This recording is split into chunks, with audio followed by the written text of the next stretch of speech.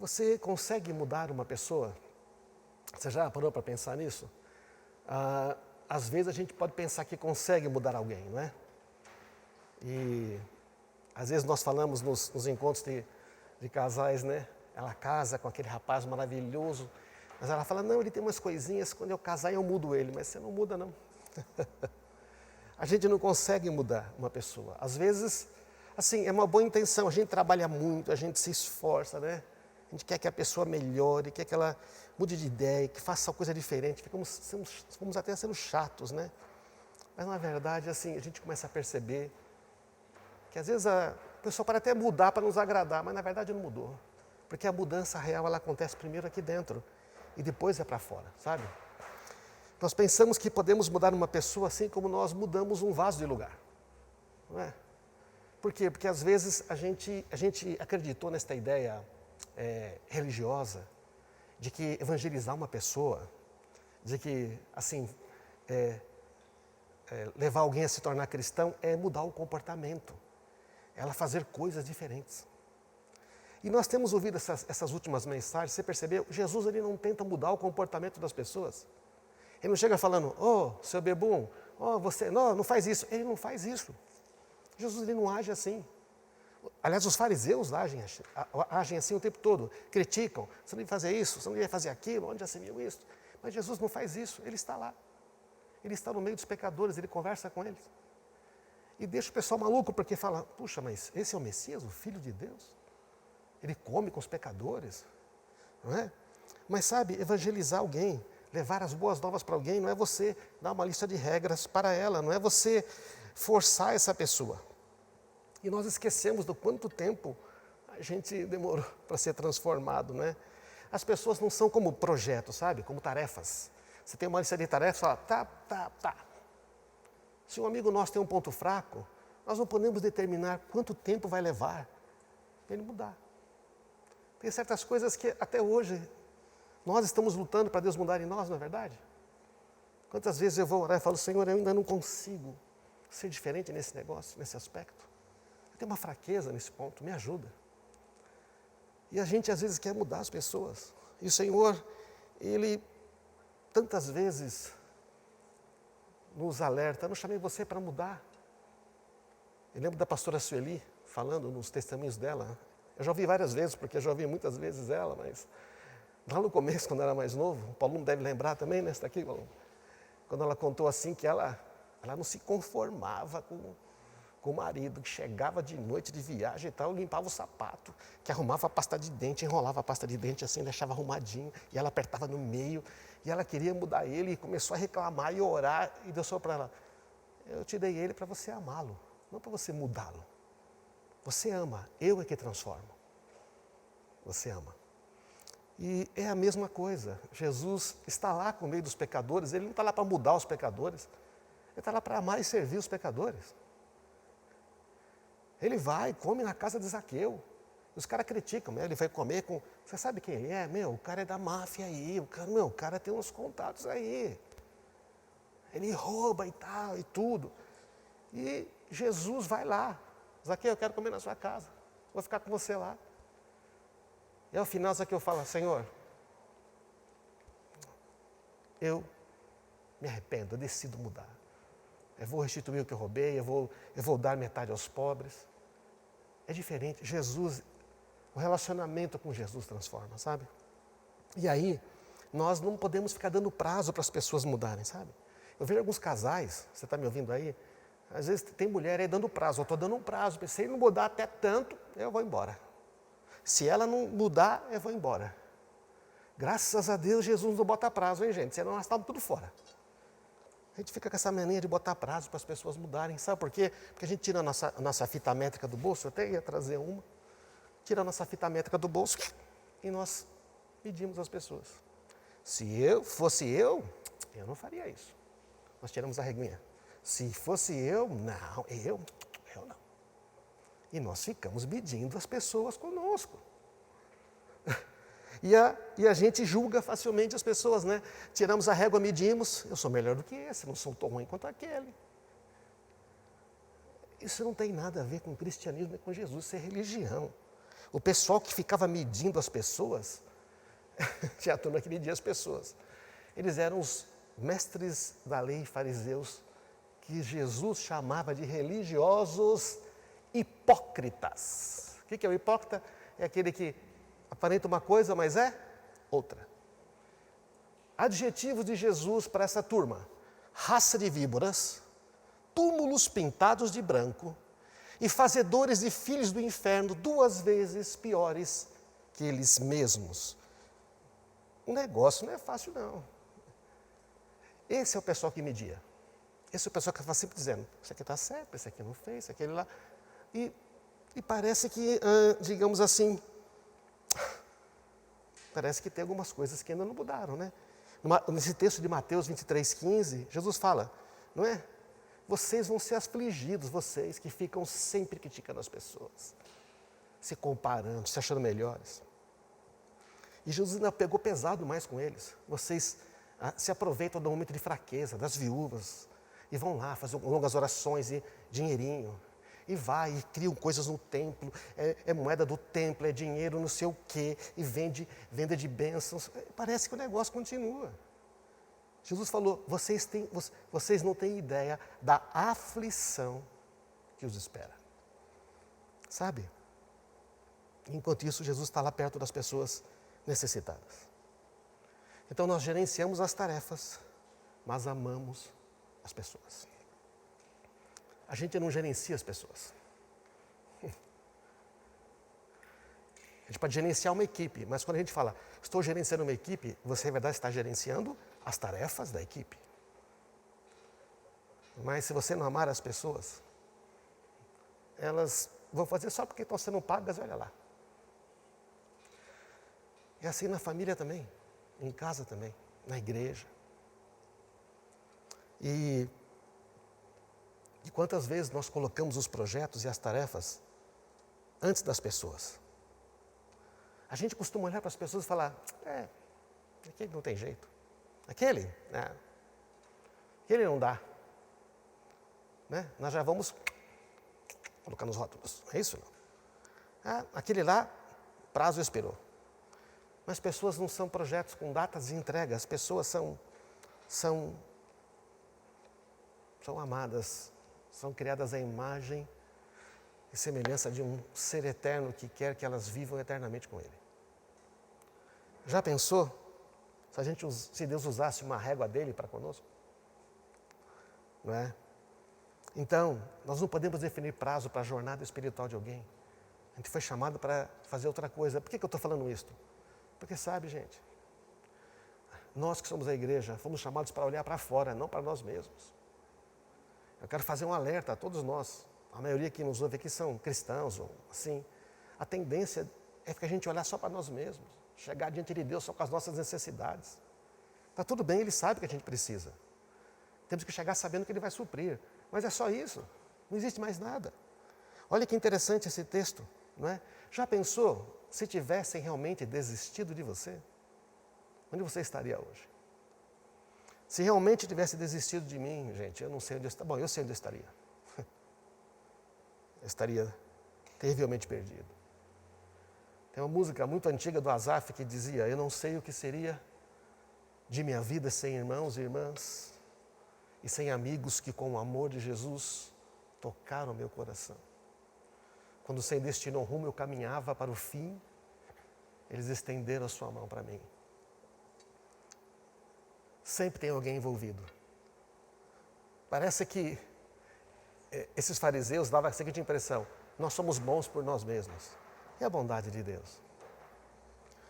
Já entendemos então o valor que Jesus deu para uma pessoa, dá para uma pessoa, falamos semana passada, mas qual é o valor que nós damos, que eu dou a uma pessoa? E aqui, em Marcos 2, nesse texto, olha que interessante, fala sobre o valor que se dá a uma pessoa. Poucos dias depois, tendo Jesus entrado novamente em Cafarnaum, o povo ouviu falar que ele estava em casa. Então muita gente se reuniu ali, de forma que não havia lugar nem junto à porta. Ele pregava a palavra. E vieram alguns homens trazendo um paralítico carregado por 4 deles. Não podendo levá-lo até Jesus por causa da multidão, removeram parte da cobertura do lugar onde Jesus estava e pela abertura no teto baixaram a maca em que estava deitado o paralítico. Então você imagina, chegaram para levar esse paralítico, 4 amigos, não encontraram, não deu para entrar, ninguém abriu espaço, eles foram pelo teto. Vendo a fé que eles tinham, Jesus disse ao paralítico: filho, os seus pecados estão perdoados. Aí, quando ele fala um negócio desse, o pessoal da reguinha começou a pensar, alguns mestres da lei. Interessante, né? Sempre está lá os mestres da lei. Se os caras não gostam de Jesus, por que ficam atrás? Estão lá para criticar. Estão sempre lá para apontar o dedo. Interessante que os perseguidores de Jesus são aqueles que deveriam reconhecê-lo como Messias. Porque esse homem fala assim, está blasfemando, quem pode perdoar pecados a não ser somente Deus? Porque na cultura judaica tem que entender o seguinte, só Deus perdoa pecados. Não, você me perdoa, não. Quem perdoa pecados é Deus. Deus não perdoa nada. Não havia cura, só Deus é que cura. Então eles sabiam tudo da palavra, mas não praticavam. E não havia resultado, era uma coisa morta. E aí, Jesus percebeu em seu espírito que era isso que eles estavam pensando. E Jesus disse, por que vocês estão remoendo estas coisas no coração? Porque o religioso fica remoendo, ele fica criticando, ele fica com a reganha dele. Ele fica remoendo. Por que estão remoendo isso? O que é mais fácil dizer ao paralítico? Isso é muito importante. O que é mais fácil dizer? Os seus pecados estão perdoados ou levante-se e pegue a sua maca e ande? Ele está dizendo, quer dizer uma coisa, tanto uma coisa quanto outra. Porque se ele tiver cometido pecados, vai ser perdoado, e se ele estiver sofrendo por causa do pecado, ele vai ficar livre. E se ele não cometeu pecado, mas ele está doente de enfermidade de tudo, ele também vai ser livre. Jesus está dizendo, e aí, qual a diferença? Deus perdoa os pecados e sara as enfermidades. Ele que perdoa todos os teus pecados, e Ele que sara todas as tuas enfermidades. Salmo 103. É a mesma coisa, o perdão é total. Então, para que vocês saibam que o Filho do Homem tem na terra autoridade para perdoar pecados. Filho do Homem, é Jesus aqui. Mas Jesus, Filho do Homem, Filho de Deus. E quem é você? Filho do Homem, Filho de Deus. Filha do Homem, Filha de Deus. Nós também temos autoridade para perdoar pecados, porque também fomos perdoados por Ele. E quantas vezes nós não perdoamos? E nós temos autoridade também para liberar bênção, abençoar as pessoas e dizer, receba saúde. E quantas vezes nós não fazemos isso? Ele fala, vocês têm que saber que o Filho do Homem tem na terra autoridade para perdoar pecados. E disse ao paralítico, eu lhe digo, levante-se, pegue a sua maca e vá para casa. Ele se levantou, pegou a maca, saiu à vista de todos, agora abriu espaço para ele. Agora abriu espaço para ele. E atônitos glorificaram a Deus, dizendo, nunca vimos nada igual. Sabe? 4 homens não desistiram de um amigo paralítico. Por causa disso, esse amigo teve um encontro com Jesus, que transformou ele por dentro e por fora. Porque 4 pessoas não desistiram dele. Naquela época temos que entender o seguinte, doença era considerada julgamento divino, punição por falha grave. Então você imagina, né, aquelas pessoas religiosas, né, aquelas pessoas sempre julgadoras, até na foto aqui do slide, achei essa foto do tipo, mesmo, sabe aquele negócio todo? Por que será que essa pessoa está assim? Alguma coisa ela fez. Doença é por causa de pecado, ou dele ou dos pais dele. Quem pecou? Uma outra situação aconteceu, tinha um cego de nascença, quem pecou? Jesus, ele e os pais. E Jesus falou, nem ele nem os pais. Vai se manifestar nele a glória de Deus. E curou o cego. Sabe? O Senhor está dizendo, Jesus está aqui quebrando essas ideias religiosas, que por incrível que pareça ainda persistem nos nossos dias. E quantas vezes, ou quantos de vocês estão aí ouvindo esta mensagem, estão pensando, mas no fundo estou pensando, eu acho que não está dando certo as coisas para mim porque eu fiz isso. Não está dando certo as coisas para mim porque eu fiz aquilo. Ou já ouviram alguns amigos, Você não consegue emprego? Precisa ver essa é a sua vida com Deus, né?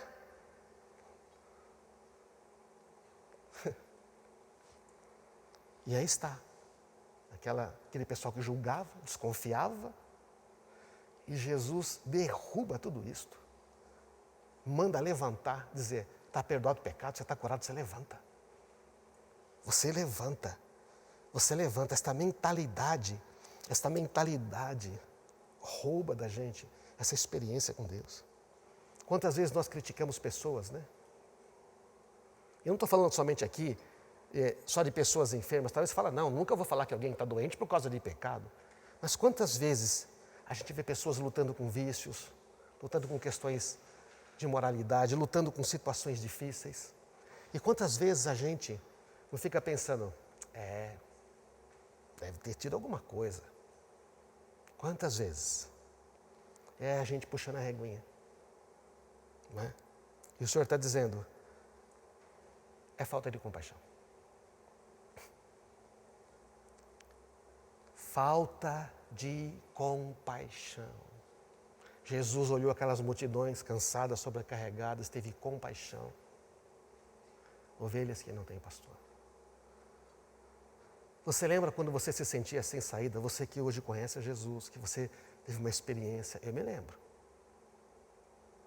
Você se sentia sem saída, preso. Alguém precisava te dar uma mão. Falta de compaixão. Algo raro. Os cristãos deveriam mostrar compaixão, mas parece que se esqueceram de todas as coisas boas que o Senhor fez por eles, de quantas pessoas que ajudaram. A gente fica cristão por um tempo e começa a achar que está dando certo porque nós merecemos. Está dando certo porque, afinal de contas, eu sou um bom cristão, faço as coisas certas. Deus ajuda quem cedo madruga. Deus ajuda a todos. A situação daquele paralítico, ele está realmente paralisado, não consegue se mover. A gente não sabe porquê, não temos informações. Mas não faz diferença para Deus, o Senhor libertou ele. E não existe só a paralisia física, tem as paralisias emocionais, paralisias espirituais. Quem está paralisado emocionalmente, fisicamente, espiritualmente. Tem gente que conheceu Jesus, que um dia realmente a vida foi transformada, mas hoje está paralisado espiritualmente, não cresce, é travado, não flui. Está como no slide que eu coloquei aqui, está ali. Quem vai ter compaixão? Parece um filme de terror, né? Não é isso? Mas é um terror. Você não se vê sem saída, você não sabe o que vai fazer. E as pessoas olham para você e falam, levanta, vamos lá. Que isso? Não, bola para frente. Quando tudo que você precisava é alguém que te desse a mão, ou que sentasse ali e falasse, eu sei o que você está passando. Sinto muito o que você está passando. E o pior é que quando você sabe que o que está passando é por sua causa, você fica pensando, se eu tivesse feito uma outra escolha. E aí você se condena ainda mais. E aí vem aquelas pessoas cheias de Bíblia, né? O que se faz é que se paga. Tudo que o homem plantar vai ceifar. Então, mas de Jesus disse, ele não vai pisar, ele não vai apagar o pavio que está quase apagando. Ele não vai pisar na cana que já está quebrada, não. Ele é aquele que levanta. Esse é Jesus. Esse é quem deveríamos ser como cristãos. Sabe? O paralítico somos eu e você, antes de conhecermos a Jesus. Faz mais de 30 anos que eu sou cristão. Bem mais. E eu ainda me lembro que não havia nenhuma razão, nenhum motivo para Jesus querer me salvar. E em todos esses anos eu me lembrei de não esquecer de que a gente não tem mérito nenhum em absolutamente nada. Quem sou eu para criticar o meu irmão? Agora, eu vou deixar ele lá. Não, eu vou falar para ele, cara, por esse caminho você vai se dar mal. Ele pode achar ruim. Mas se eu não falar também, mas posso falar com amor, não condenando ele. Sabe? Concluindo aqui, a situação era esta. Todo mundo queria saber. Todo mundo queria saber ser abençoado por Jesus, né? Todo mundo na casa. Souberam que Jesus estava em casa, correu a multidão. A igreja lá estava cheia, certo? E o necessitado estava do lado de fora. O pessoal chegou com o necessitado, ninguém abriu um espaço. Não é gozado isso, não? Não tinha espaço na janela, não tinha espaço na porta. Tiveram que ir por um lado que não tinha ninguém, para o teto. Algum deles ia falar, olha, eu sei subir em telhado, doutor, vamos lá. E sabe, o compromisso desses 4 amigos com aquele paralítico. Eles podiam chegar lá e falar, cara, ó, tá cheio aqui, espera Jesus sair. Quando ele sair, você tenta aí. Vamos botar você no meio aqui. Ó, fizemos até aqui, não dá para fazer mais nada. Eles não desistiram, não. Não deram desculpas. E eles correram riscos, né? Subiram no telhado e se caísse. E tinha que pagar o telhado, depois iam quebrar o telhado. Ia quebrar o telhado da casa de Jesus, ainda tinham que pagar depois, podiam se machucar, levantar um paralítico, mas o esforço foi grande. E não se tratava de um projeto, entende? Não era uma tarefa. Plim, levamos aqui. Era uma pessoa, era alguém que era importante. E sabe o que me chama a atenção? É que eles tinham uma certeza, esses 4 amigos, que Jesus ia responder e atender à necessidade dele. Eles tinham certeza que Jesus não ia. Qual era o pensamento dos 4 amigos? Se a gente levar esse aqui paralítico até Jesus, ele não vai ser mais paralítico. Ele vai ser como nós, ele vai andar. Eles tinham essa certeza. Porque para fazer isso tinha que ter certeza. Eu não sei você, mas eu não faria se não tivesse toda a certeza. Então eles tinham uma fé. Só que a fé deles não ficou só para eles. Não, a minha fé vai chegar a alguém. Você não pode ir, mas eu posso levar você até ele. Posso levar ele até você. Carregar pessoas é cansativo e desafiador.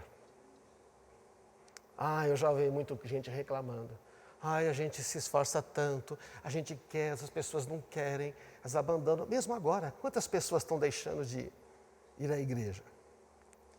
É que sabe, assim, é que na verdade elas iam numa reunião. A igreja mesmo são os relacionamentos. Quem pertence à igreja de Jesus, tem o Espírito Santo, sabe que pertence. E nesse momento que a gente não pode se reunir como igreja publicamente, e o único que tem o poder de fechar a igreja é o Senhor. O único que tem o poder de abrir, ninguém fecha a igreja de Jesus. A igreja de Jesus é só Ele que governa. E ela não está limitada. Não está limitada por pandemia, por nada. Porque o reino de Deus não é fisicamente, Ele está dentro do coração. Carregar as pessoas é cansativo, desafiador. E uma vez também que eu estava ficando cansado, o Senhor falou para mim, você então vai tirar os fardos dos ombros deles? Eu falei, como assim? É você que vai resolver o problema deles. É você que vai aconselhar, é você que vai ensinar, eles vão fazer tudo direitinho. É você que vai tirar o peso dos ombros deles mesmo.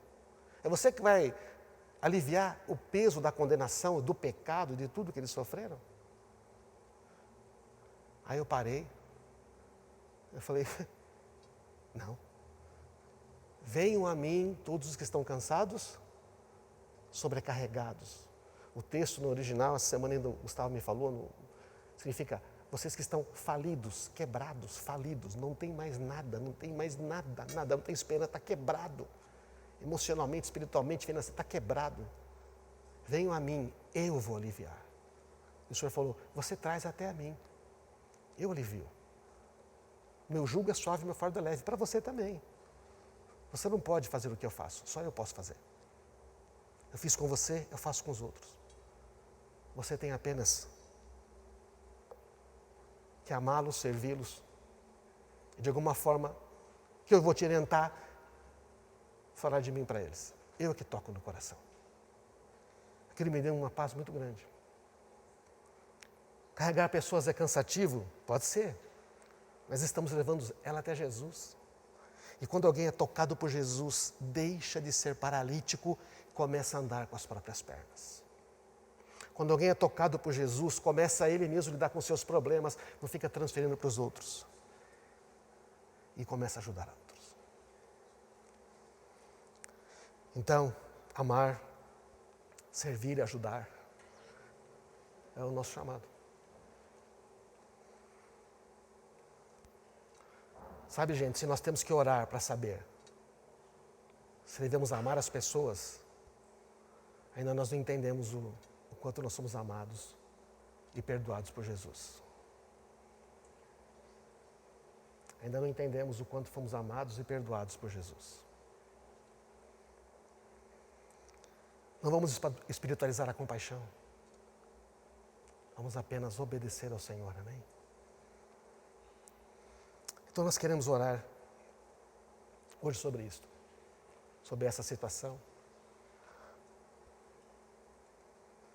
Eu queria pensar com você. Tinha a ovelha perdida, nós falamos semana passada, a moeda perdida, o filho perdido. Jesus veio buscar e salvar o perdido, mas eu estava perdido, você estava perdido. Mas certamente alguém agiu, orou, nos ajudou a conhecermos a graça de Jesus, que hoje sustenta a nossa vida. E nós precisamos lembrar que o Senhor, Ele deixou apenas um único pedido para nós. Olha, eu tenho toda a autoridade, vocês vão, falem de mim, preguem o Evangelho, façam discípulos, ensinem, eu estou com vocês. Então nós precisamos lembrar de outras pessoas. Quando estávamos pensando sobre esta reunião, eu me lembrei de orarmos por algumas situações. De pessoas que estão paralisadas. Eu quero orar em primeiro lugar por você que não encontrou Jesus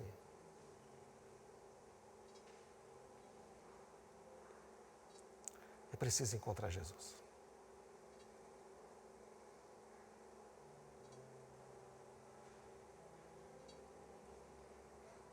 Você está ouvindo isso tudo e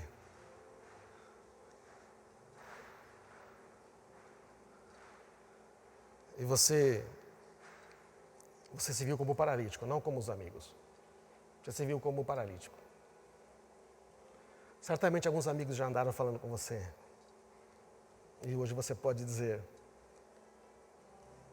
pode levantar e pegar a sua cama, pegar o seu leito. Jesus falou, eu te digo, levanta. Seus pecados foram perdoados. Você não tem que ficar mais aí. Receba a cura. Eu é que sei os planos que tenho para você, planos de bem, não de mal. Se você quer entregar a sua vida a Cristo Jesus, você pode orar comigo nesse momento. Você pode dar uma palavra aí no chat. Pode falar comigo que você conhece dessa comunidade. Pode falar, vamos mandar uma mensagem para o nosso celular aí, nossa secretaria.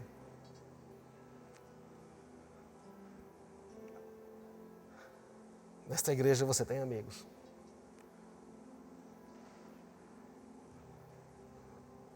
O que nós aprendemos na comunidade, aprendemos com o pastor Carlos Alberto, nos ensinou você não tem que ser perfeito para você ser amigo de alguém. Igreja não é lugar de pessoas perfeitas. Na hora que você entrasse, já seria imperfeito.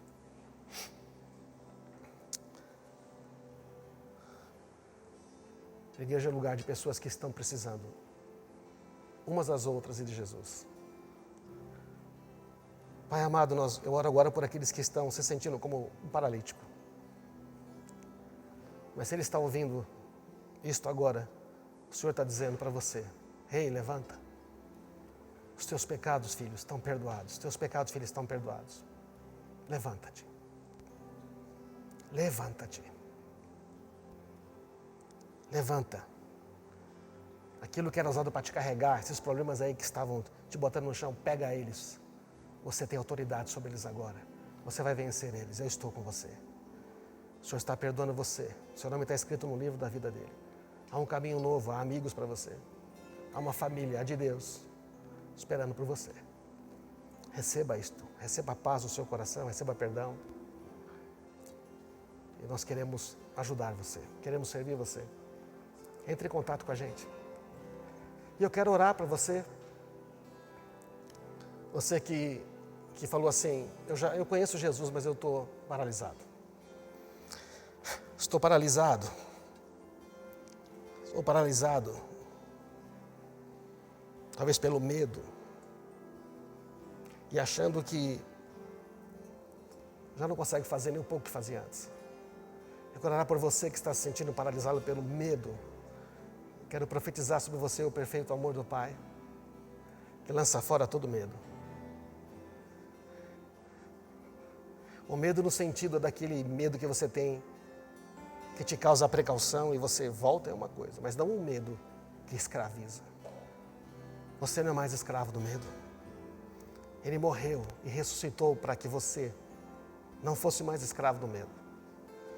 Quero orar sobre você que está paralisado pelo medo, que tem sentido uma onda de medo que vem e ela te impede de fazer coisas. Ela te diz, não vai adiantar. Você ouve isso, não vai adiantar, seus esforços são inúteis. Seus esforços são inúteis. Eu declaro que o amor de Deus está sobre a sua vida. Profetizo o amor de Deus sobre você, que lança fora o medo. Declaro que Ele ama, que Ele tem prazer em estar com você, porque a palavra de Deus diz isto. Receba agora descanso. O amor de Deus está sobre a sua vida. Ele já te perdoou, não importa. No instante que você se arrepender, você já está perdoado. Agora receba na sua vida. O amor do Pai está restaurado, Ele vai guiar você. Quero orar por uma outra ideia. Você tem pensado nisso? Minha vida está nas mãos de outras pessoas. Não, deixa eu dizer. Nossa vida nunca está nas mãos de outras pessoas. Está sempre nas nossas mãos. Nós entregamos para outras pessoas, nós entregamos para circunstâncias, ou nós entregamos nas mãos de Deus. Entrega nas mãos de Deus. Confia nele. Fala, Senhor, a minha vida não está à mercê das circunstâncias. Nem de emprego, nem de governo, nem de vírus. Não. Pessoas podem ajudar você, mas a sua vida está nas mãos de Deus. Se você entregar nas mãos dele. Porque às vezes a gente toma de volta, né? A gente acha que sabe mais que Deus, não sabe. Entrega a sua vida nas mãos de Deus. Pai, entrega as minhas vidas nas tuas mãos, a minha vida, minha família, minha casa. Diga assim, a minha vida não está nas mãos de outras pessoas. A minha vida está nas tuas mãos. A minha vida está somente nas tuas mãos. E por último, você que acha que está sendo castigado, punido, porque afinal de contas Deus quer te ensinar alguma coisa, eu vou dizer uma coisa. Eu sou pai, a última coisa que eu queria é castigar meu filho para ele aprender. Pelo contrário, eu quero sempre levantar ele. O Pai quer levantar você. Nenhuma condenação há para aqueles que estão em Cristo Jesus. Se você se arrepende e fala, Pai, quero os teus caminhos, aqui ele fala, aqui filho, tenho tudo preparado para você. Joga fora essa ideia de condenação. Joga fora essa ideia de que Deus está bravo com você. Ele te ama.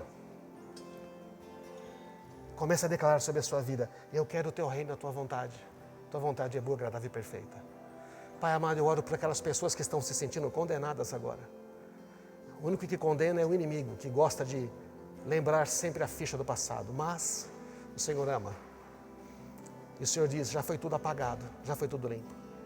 Receba prosperidade, receba planos de bem e de paz.